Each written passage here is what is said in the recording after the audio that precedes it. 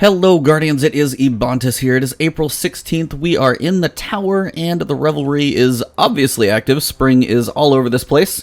So you got these very nice looking sunshades, you got the flowers all over the tower, the kind of purple petals falling all throughout the air.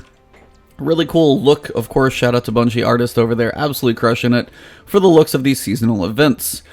Big thing that we're going to be looking at is going to be the Verdant Forest. I'll talk about that. I spent a little bit of time in there just because my internet didn't want to let me upload, so spent some time in the forest. Before we talk about that one, let me touch on the quick run through for the week. Flashpoint is Mercury, of course. Public events, if they're up, go grab one really quick. Don't forget about your heroic adventures. Those will give you a pretty sizable percentage, and if you need to grind it out, your Lost Sector will be a quick way to do so. For the Vanguard, that's adventures, strikes, and story missions, you're going to be looking at a Solar Singe all week long and a Triple Brawler week. Tomorrow will be heavyweight if you're looking to knock out any strikes or anything in general, so that is probably a 1 day worth waiting for sure. Nightfalls this week are going to be the Lake of Shadows. Your strike exclusive here is going to be the Malicious Birthright. That is the grenade launcher. Some of you guys may be grinding to add that one to your collection. The Pyramidion, the Silicone Neuroma Sniper Rifle is your exclusive here if you don't have it. And the DFA Hand Cannon from the Tree of Probabilities. So those are your three strike exclusives. Of the easiest ones, the Pyramidion's probably the easiest. I would go Arc Burn here and Heavyweight. If you're looking for a match game situation, you either may have some solar captains or some arc, not arc, you're going to have arc shields on harpies no matter what. That's why Thunderlord is actually a really good thing to use. But you may have some solar captain shields or some void minotaurs depending. So depending on what your roll on the strike is, you may have to retry it a couple times, but it is still pretty doable on you know, a solo run. If you guys have a preference of one of these for me to try and solo, I've got a video up of probably all of them before, but let me know if you guys have an interest of any specific one. Gambit, as you guys know, Reckoning last week was the Reflection of Oryx or whatever it's called. So this week, Tier 3 should be the Knights down on the bottom. You've got Void Singe and Grenadier and Prism today, so could be interesting. I tend to like to wait for Heavyweight at least, depending on how it's paired up. If you have some tethers, Heavyweight and Blackout is honestly really not that bad. So Solar Singe or Void Singe, you could have some fun with quite a bit of stuff, some tractor cannons, some void bombs. You'll be absolutely terrorizing everything. Prism has its ups and downs, but again, that's up to you guys and what you prefer. In the Crucible, you're going to be looking at Supremacy as your weekly playlist. I can't honestly remember the last time that was actually in Destiny 2, but you've got the, basically it's like kill confirmed. You pick up the crest that drops off the enemy for that kill to actually count. Tangled Shore, of course, don't forget about your Wanted Bounty, your daily or 2 enhancement core if you have a lot of shards left over. And Dreaming City this week, of course, is going to be week 2. So Petra's going to be over here in the Devillian Mists. Week 2, nothing too crazy going on. And if you're looking for the Ascendant Challenge, it's going to be out here in the Spine of Carius towards the landing zone. Way out here on this kind of portal out in this area. I will get that video up later on. It's a pretty easy one. It's where you climb straight up kind of all around the little jumping platforms and you get to the very top. Other than that, the big deal that we've got going on is going to be the Verdant Forest and Eva Levante. So Eva Levante is going to be the vendor to run this thing, but before we talk about that, let me just show you guys the new stuff here at Eververse. Do have some cool things to look at. I'm just going to briefly highlight some of the new engram pieces. You'll be getting double engrams. Your main exotics that you're looking at are the Perfect Swing, the Golf emote. So if you are even slightly a fan of this one, definitely make sure you pick it up because it's even better because he shanks the shot, gets really angry, and smashes the golf club. So just in sheer entertainment value, that one's pretty solid.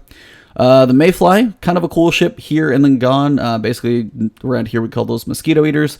But Mayflies, those little things that will actually eat mosquitoes. So a good thing to have around, but always kind of bugs you a little bit. The Circumpolar Light. This one actually looks like an exotic sparrow. Pretty cool looking. This front rotating thing is kind of awesome. The laser beam. So we're almost in pod racing territory. And then you have this one over here. The Equinoctial. Sure. The Equinoctial Edge doesn't honestly look exotic. It looks like it got a shader painted on it. So not quite equal of the two. You do have the Ladybug Shell, which looks really cool. I don't know if you wait for it long enough if it actually kind of flutters the wings a little bit. I kind of hope it does. And then the Lapine Shell, I actually got this one already from one of my early ones. It's got the little fluffy rabbit ears stuck to the top. You know, always just entertaining stuff. Nothing else too major. Your armor sets, as you guys can see, I am on my Titan. These are going to be your Vernal Growth sets. They're all going to be through Eververse. So your odds of getting a set like this is probably nothing I would waste your money on because you never know exactly what the rolls are going to be. Sadly, I think it's the cooler set of the two. The set that I've actually got on, I've got more of the pieces of this one.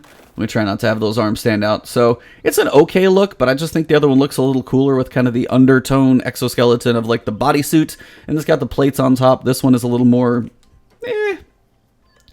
I don't know. That's okay. And from what I've seen, these are somewhat redone, and they're okay. But to me, the new armor sets just look a little cooler, and I just wish they weren't in here. But what are you going to do? They are in there. For your ghosts and shells, nothing too crazy. Got a couple emotes. Don't need to go through those. The shells are pretty basic. Ships and sparrows, again, nothing too crazy. Just the mayfly, and of course, I do like this sparrow. Looks honestly really cool, and with the shader, you could probably have quite a bit of fun with this thing, just cranking it out. That's the cool one. The other sparrow, pretty lackluster in my opinion. But that's just a quick run through. You got some projections, a couple pairings of dances, and stuff like that. You will have the Mood to Party bundle. This is just going to be literally 5 engrams, 3 fire team medallions, and some dust. So if you just want to get a jump on those engrams, you can buy that one. For your straight, direct, bright dust purchases, you've got the Ricochet dance. Just, you know, working the knees, definitely getting groovy with it. You got the Equinoctial Edge. I'm sure I'm pronouncing that wrong, but that's my best attempt. Probably wouldn't spend it on that one. I would wait for the other one. And you've got the Carrot Projection, which at least I find that one fairly entertaining. For your standard Bright Dust purchases, we've got the Cup of Tea, the Disco Dance, which is just your literal standard disco dance. A couple Ships and Sparrows, you got the Sunshot Shell, which is just kind of hilarious that they even made this thing in the first place. They literally chopped the barrel off a gun and put a ghost inside of it. You got the Vostok ornament for the Wardcliff coil, pretty clean and simple. And the Bug Out bag, this is the submachine gun ornament. I actually do like the Jade Corn effects. I know it's legendary, but of all the effects, that one kind of stands out pretty well. Other than that, nothing too crazy here. In the grand scheme for the rest of the tower, please make sure, in the grand scheme of the entire week, of all the things that you should do, Revelry is okay. You've got 3 weeks to try and grind for your Arbalest. You've got plenty of time. If you do not have your Thunderlord yet, the Lost Cryptarch quest, sitting at Amanda Holiday, is one you definitely want to make sure you do. It is this week. It's your guarantee to get it. Please make sure you get your Thunderlord this week. For some reason, if you haven't got it, missed it, whatever it is, go get your Thunderlord, finish the quest. It doesn't take all that long. I don't need to go over to Ada 1, because honestly, she just sells all 7 powerful weapon frames now. You can pick 2 and work on those for the week. Gambit Prime, nothing really too crazy there going on. Just work on your set pieces as well. And that pretty much covers it, so we're going to run over to Eva Levante. I have spent a little bit of time actually in the Verdant Forest. And a couple tips for you guys if you're looking for builds. You're looking for potentially precision shots because when you are running around, you've got the Revelry Light pretty much active for the next 3 weeks. Precision kills have a chance to generate multiple orbs of light. So those precision shots are going to be a good thing, be it scout rifle, hand cannon. I'm using a pulse rifle just because that is my typical masterwork weapon, but hand cannons are going to get those pretty typical headshots, and you're going to get a lot of orbs from those. And sharing supers is how you're going to be successful with your team. Whether it's Orpheus Rig and Tether, whether it's, you can go Bottom Tree Striker and keep smashing everything. You can go Doomfang Pauldrons for the Titan and go Sentinel where you have multiple shield throws. Whatever it is you feel like you want to do, just try and share the supers as much as possible. You can matchmake into the activity. So Verdant Forest, you can matchmake or you can go solo. So the Verdant Forest or Firewalled Verdant Forest, that would be solo. But if you matchmake in, the biggest thing is like sharing supers and working together to continue to go as quickly as possible. Biggest thing about it is just the fact that you're trying to make orbs for everybody else so you can keep going through these waves. It can go for a while. You'll talk to her first. She's going to give you one basic bounty. You go through the Verdant Forest, get through about 7 branches, which is really easy to do. I got to like 45 accidentally on the first try. I got to about 19, got to 25, and then got to like 47. So with a decent group that's running reasonably, 40s is pretty reasonable. You don't even honestly need to go that high. The biggest thing about the forest that you should probably know is the more branches you make it through is the more time you're going to have to kill the 5 bosses at the end. If you kill all 5 bosses, you're going to get all 5 chests, which gives you the most amount of Revelry essence that you can get. Now, when you talk to Eva the first time, you're going to have the Reveler's Tonic, and what this is going to do is boost your recharge rate for certain abilities. Class, grenade, or melee. If you want to go around and punch melee stuff, and depending on if it's like the melee modifier today for strikes, you're going to have your melee up basically insanely all the time. Grenades is probably the one I would use more frequently, just because grenades seem to be a bit more powerful depending on what you're running with. So if you pair, say, grenade boost, and say I'm on a Titan, and I go solar build, and I go Hellfire Heart, and I just sit with my super full, I'm probably going to have grenades just like infinitely. It's going to be kind of insane. So there are cool things, and the crazy thing on top of this is it works everywhere, including Crucible. So people have definitely said that this is active in competitive Crucible right now, which sounds ultra broken.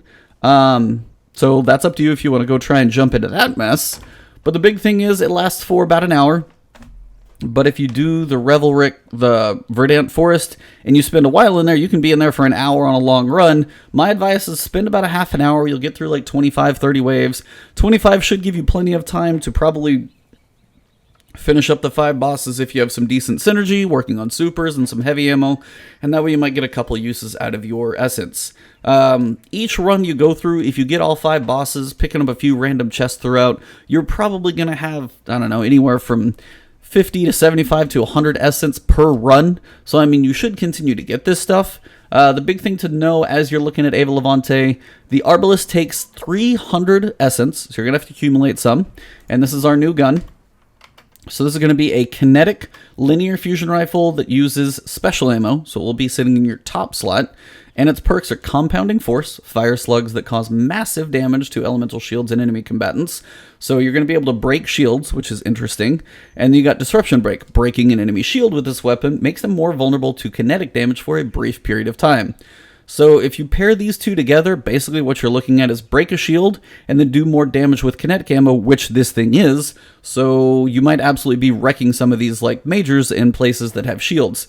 This could be, shout out to Say No to Rage, just because I was listening to talk about it. I didn't even think that if you use this on something like match game, you could be breaking shielded enemies like insanely fast. Now you're probably not going to be sitting with a ton of ammo. It's special, so you're probably going to be sitting around 15 or 20, depending on how much fusion rifle or linear fusion ammo reserves that you're running with on your armor, but if you have a decent amount and you can get the ammo to continue to drop, this thing could be very, very powerful in Nightfalls with match game, especially if you're going for points. Gonna have to test that out. Potential could be there. It could suck. We don't know, but for now, at least it seems like it has some potential.